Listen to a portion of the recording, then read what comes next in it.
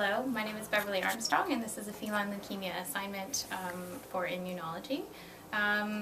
So I'm going to talk to the staff just about feline leukemia. Does anyone know what it is? No.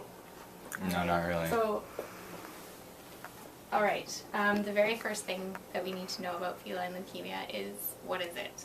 So feline leukemia is considered to be a deadly disease that is still quite significant in the feline population. So 3% of all cats will contract the disease and present as ill. So 3%, which is the same, 2 to 3%, which is the exact same as it was 20 years ago. So what's the problem? Why are we still having this? Why isn't it eradicated? That sort of thing. It is the malignant proliferation, so production, way too many, of white blood cells. So it's producing a lot. So what happens in the bone marrow is that we end up with less space for healthy cells to grow. Then it becomes like neoplastic. So then you end up with cancers. So all in all, it's deadly. It's going to kill the cat in essence. It's not a happy thing. So, okay, why is this important? So as I said, 2 to 3% of all cats have this. So how do we fix this? We educate the client. We ask questions. Every day they are finding out something new about feline leukemia. How does a cat contract feline leukemia?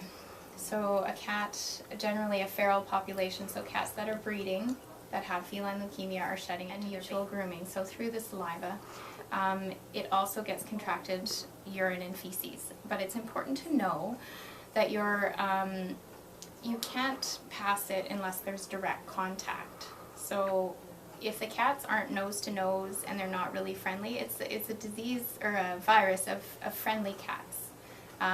So populations where there's like high density cats, people who have multiple cats, sharing water dishes, sharing food dishes, this is how they get it. So what we want to do is prevent it by testing. So knowing all of our cats, what their status is.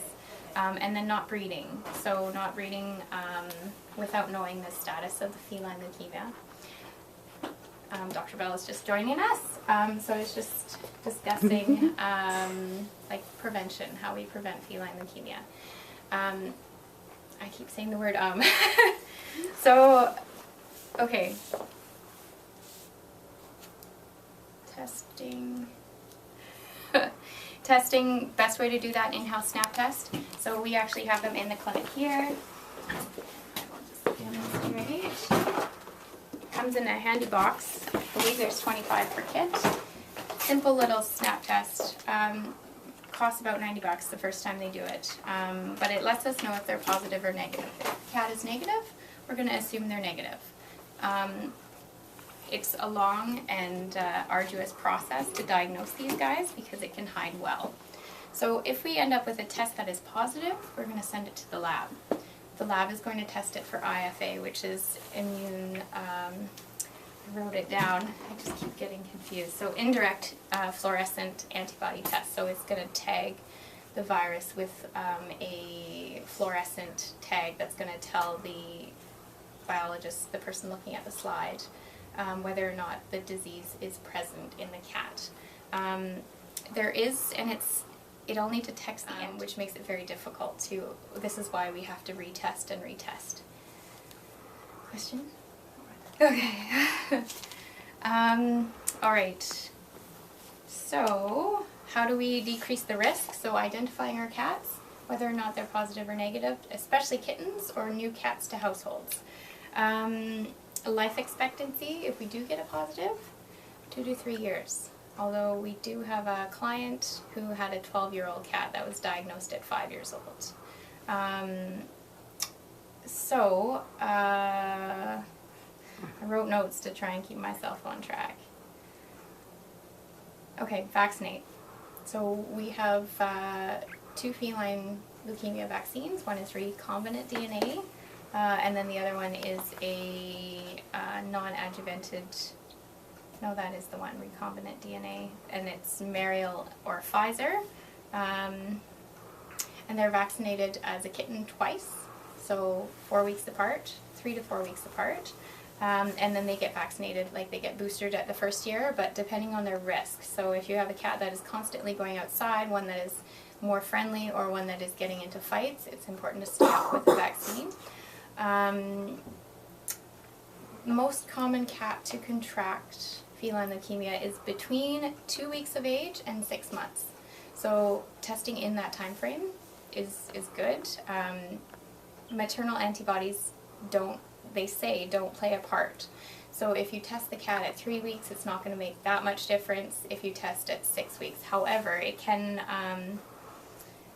the mother's antibodies can mask, like protect the kitten. So it's important to retest. All right, 40% of cats who come into contact with feline leukemia will shed it'll be a transient virus. So they'll be able to shed it and mount an appropriate immune response. That's not all cats. 20% of the cats who contract feline leukemia will develop cancer as a result. 33% of those cats will die as a result of feline leukemia, and this is statistics taken out of Cornell from 2009, I believe. All right, I have a couple of handouts, just some information that we can share. This one's Cornell Feline Health, just at vetcornell.edu, if you guys want to have a look. I'll help you ask some questions. Another one is a cat who was diagnosed with feline leukemia. It does not mean the end of the world for these cats. It simply means that they need care and management.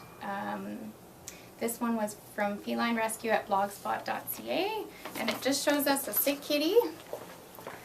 And this is a cat who has an infection going on. So this is a cat who is sick, but then recovers and goes on to live a while. So there's a nice healthy kitty. Yay! So with these feline guys, care is critical. So catching any signs of illness. So us as staff need to recognize if our cat is feline leukemia and a client phones up, I think my cat is sick, that cat is an emergency, we need to get it in right now. A cat that is also chronically showing signs of illness is a perfect candidate to test if we do not know that the status is known. There is no treatment, or like it's supportive of their care. There is no cure for feline leukemia, but like I said, just knowing that they have feline leukemia prolongs their life. And then arming everyone of us and our clients with knowledge. I did an online survey to assess whether or not people believe in vaccines, what they would do if they were confronted with a question on should they test their cat for feline leukemia. And percentages were average, in my opinion. They were, between 60 and 80% compliance. The end results, the last question I asked was, would you test if your veterinarian recommended it? 80% of people said yes. 30% said they would want to know more about feline leukemia. So as we know, none of us knew what feline leukemia was. So as cat owners, you've had a cat for 2 years, and you didn't know anything about it. So prevention is knowledge, asking questions, and consistently being up to date with our knowledge. I know there's more information that I should cover, but I'm going to give the ground to you guys to ask questions. I have a question. Yeah? Do you know the rate for false positives in SNAP tests? I don't actually know the rate, but it is definitely possible. Okay. I have more information. Let's have a look. Oh, yes. So the assignment itself is feline leukemia and then the effects on shelters. So I contacted 15 shelters. Now these are shelters on the island, one off of the island. But of those 15 that I contacted, 3 of them will test. So that's a poor percentage. So it's up to us as veterinary professionals to educate our client on why we need to test. Studies show that the highest rate for infection is pregnant moms. So if a mom is not tested prior to having her babies, it puts the babies at risk for infection. So if we can test the moms and then separate the moms from the babies if they are positive and have a donor mom, then the risk of infection is significantly lower. What's the other thing? I also contacted veterinarians to see what their consensus was on vaccinating and testing, and about half of the clinics that I spoke with will test. 50% isn't bad. Everyone vaccinates. Everyone will vaccinate initially, and everyone will vaccinate outdoor cats at least once. So, yeah. Questions? Are vaccinations more common with outdoor cats than indoor cats? Like the feline leukemia vaccine? Yeah. Definitely.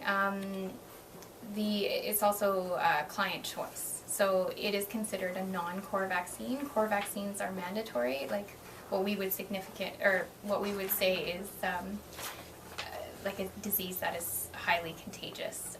So like rabies, that one's a zoonotic disease, and we would vaccinate yearly according to the manufacturer's instructions. That's another good point. Feline leukemia is not zoonotic, so it does not transfer from people. So it's okay to have a cat with feline leukemia living in your home.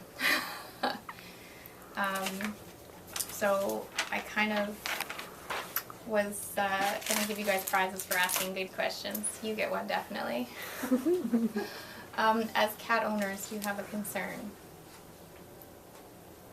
Yeah, well, just in general, is there, because they say, like, is it okay for two cats with FLV to live together? Because they can't give each other back the disease. Yeah. Absolutely. Okay. And actually, interesting case, I spoke with a place on the island that does rescues of cats with infectious diseases, so feline leukemia and then FIV. They house these cats together, and the feline immunodeficiency virus cats do not contract feline leukemia. So interesting. There's no studies that are supporting the idea. I had a theory I discussed with one of our veterinarians, and she was saying that most cats who contract feline leukemia are young, healthy, or somewhat healthy cats from 3 to 5 years of age. So my question was the older cats that maybe haven't come into contact with feline leukemia, and then they suddenly become this is long and convoluted, that suddenly become exposed to feline leukemia, then contract the disease because they were never exposed to it initially. So it's a theory that suggests that maybe vaccination is definitely the key as to why we haven't got a major, what is that word? A major concern with feline leukemia. That's why it hasn't grown. But my question is why is it still 2 to 3% that it was 15 years ago? Why is there no change? So I mean, they're suggesting Merck's veterinary manual is suggesting vaccination has a lot to do with it, but there's no proof. So Well, that's intriguing. yeah. Are there any obvious symptoms? Yes, there are. Good question. So symptoms are enlarged lymph nodes, like constantly presenting as ill. Diarrhea is a major one. Fever. They're saying inflamed gums, inflamed mouth in general, and then you have a cat that looks generally sick and is presented to the clinic maybe more often than it should. So typically we should see our cats once a year for routine. They should not present as ill unless they have like a cat bite wound, or unfortunately if they need a dental. So yeah, definitely very good. Questions? Anything to suggest? I like the idea of doing like the foster mom thing because of that issue Yeah. we had last year. So if we were able to get the kittens away and then have them with a healthy mom, so they're we could potentially save them from the virus. Yeah. So, I mean, ideally, no, we shouldn't be breeding cats who are feline positive. So educating the client that if they do want their cat to have babies, they should test it. Yeah, because it's just not fair for the rest of the population to get ill. So the male, say that they let their cat have a baby with, may contract the disease as well. So yeah, I just want to make sure I have covered everything. Yeah, so like I said, the 15 shelters that I contacted, they also do not vaccinate for feline leukemia. They get one initial vaccine and then they're placed into a home. So that's why I feel it's significant that we should be educating our clients on why we need to do these things.